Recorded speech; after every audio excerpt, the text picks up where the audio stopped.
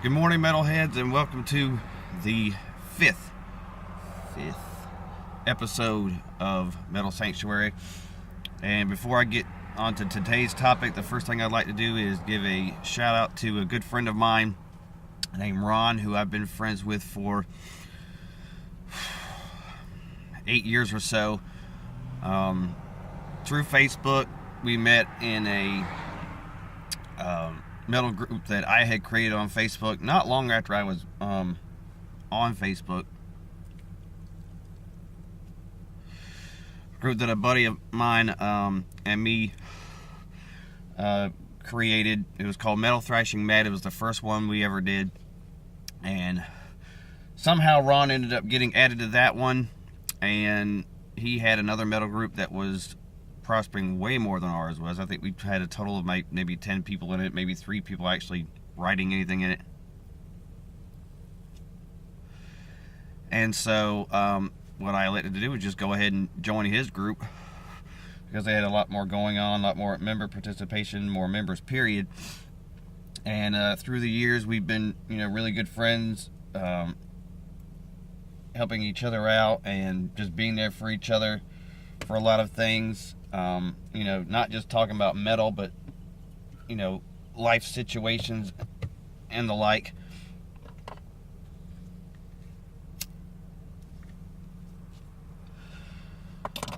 So anyway, I just want to give a shout out to him, because he also has a YouTube channel. He's had his for far longer than mine. His name on YouTube is Metal Ron. I think there's like 3 7s before and 3 7s after his name. You can find him usually in the comments of my videos. And so I just want to give him some notice, give his page some more views. And he's not just a friend of mine, he's not just my brother in metal, but he is my brother in Christ as well. So just a shout out to let you people know that Christians can like heavy metal. It's okay for a Christian to like heavy metal and not be a hypocrite. So there's to that.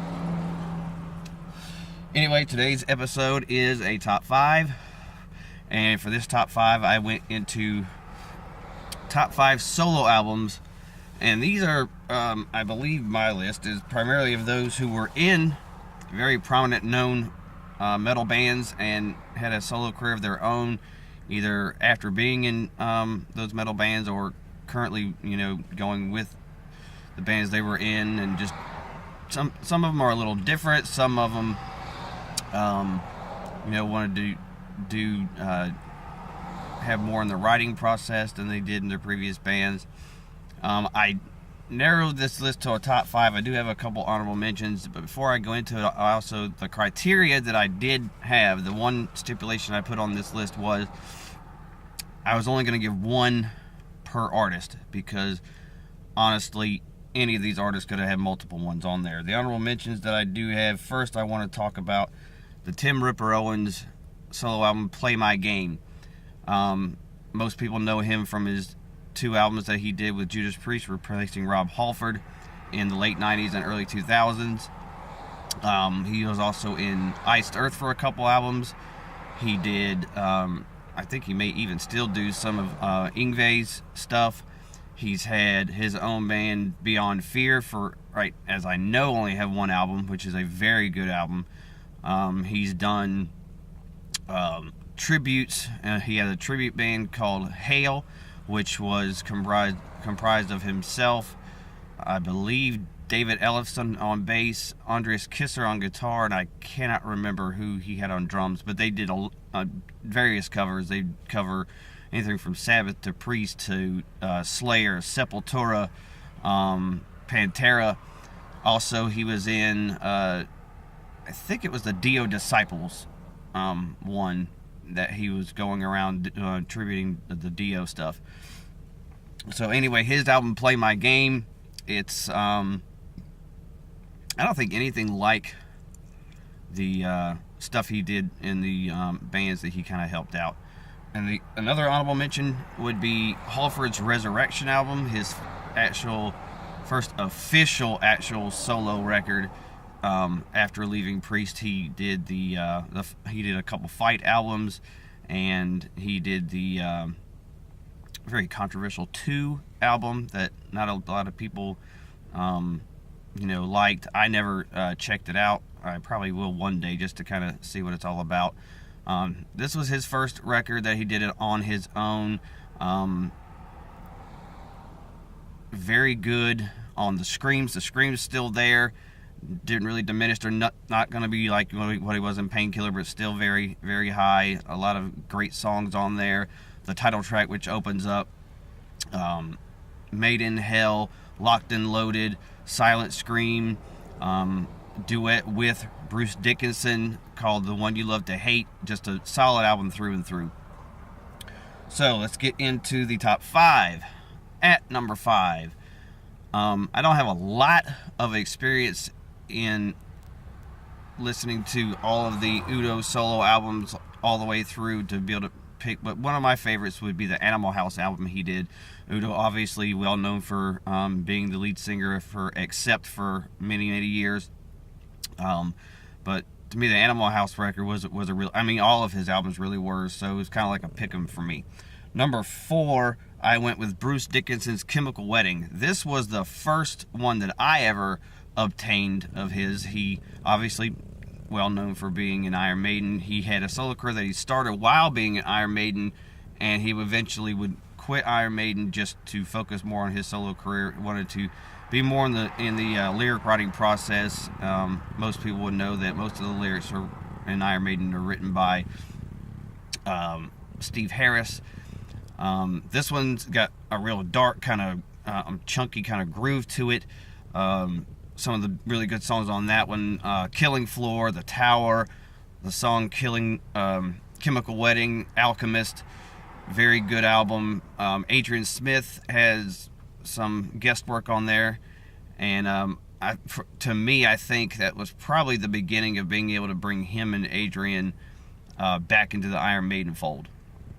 At number 3, my personal favorite, Ozzy solo album. Obviously, Ozzy known for Black Sabbath. No discredit to the 2 Randy Rhoads albums, but for me, the No Rest for the Wicked album is just top notch. I'm not going to say that I think that Zakk Wylde was a better player than Randy Rhoads by any means. I do think his riffs were better than Randy's. I won't take anything away from Randy as being, for the solos and everything, but No Rest for the Wicked, just a great record. You start off with Miracle Man, and you got Devil's Daughter, and just great songs on there. Bloodbath in Paradise, probably my favorite song on that album, talking about the Charles Manson ordeal. Great Ozzy album, just great riffs, great solos. Even the slower songs are really good. Number 2, another one that you could pick any album from just about, Dio, known for Rainbow and Black Sabbath, obviously his Dio band. Some might say it was more like the Dio band and not the Dio solo project. He even said he just named it after himself because he was very well known at that point. The album Dream Evil, for a long time that really wasn't my favorite of his. I was more into about the first couple records, but the more I listened to the Dream Evil album, especially songs like Sunset Superman, just a fantastic record. Number 1 for me is another one, could have gone with multiple albums with this guy, King Diamond, formerly of Merciful Fate. They would get back for a little while, do some more records, and as of right now, they're not doing any more recording. My favorite of the King Diamond solo albums was The Graveyard. For me, it's just because King Diamond, separate from what he did with Merciful Fate, and really separate from any of these artists with solo albums, concept-oriented. The concept of The Graveyard really struck me about a janitor who had seen a mayor of a small town abuse his daughter, and he told everybody about it. They thought he was crazy. He was put in a mental institution, so he breaks out, and he decides to get revenge, so he kidnaps the daughter to lure the mayor in, and then Seek His Vengeance on the Mayor. Just a great record. King Diamond has always had very great musicians working with him.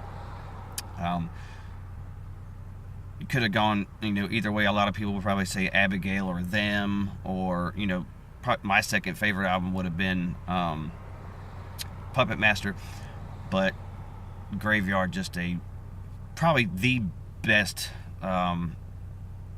solo album, period.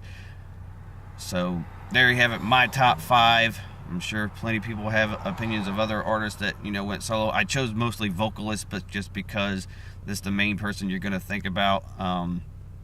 So there you go, my top 5, and I'll have this up shortly sometime today, and I've already got episode 6 thought of what I'm going to do, so I'll get that done as well. So everybody have a great day, stay metal, and God bless.